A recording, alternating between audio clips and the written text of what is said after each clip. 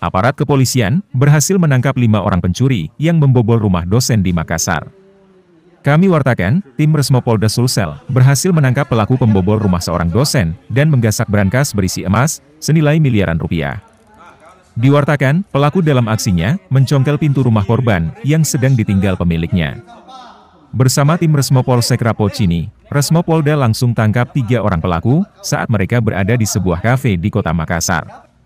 Kawanan pencuri ini dikabarkan beraksi bobol rumah seorang dosen pada hari Senin, 12 Februari 2024, lalu di Jalan Minasa Upa, Makassar. Selain menangkap pelaku, polisi juga menyita barang bukti berupa emas dan uang miliaran rupiah dari hasil kejahatannya. Kanit Resmo Polda Sulsel, Kompol Beni Pornika, dalam keterangannya, mengatakan bahwa pelaku awalnya sendiri beraksi, namun brankas korban yang hendak diambil tidak mampu diangkat, sehingga memanggil kedua rekannya.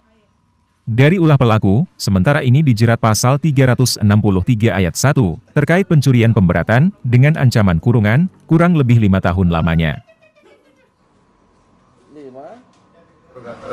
Aksinya dengan merusak pintu rumah, masuk melalui depan rumah, kemudian langsung memeriksa rumah, kemudian menemukan brankas di kamar, terus membawa brankas itu ke depan rumah dan menghubungi rekannya, kemudian diangkat brankas tersebut menggunakan kendaraan roda 2.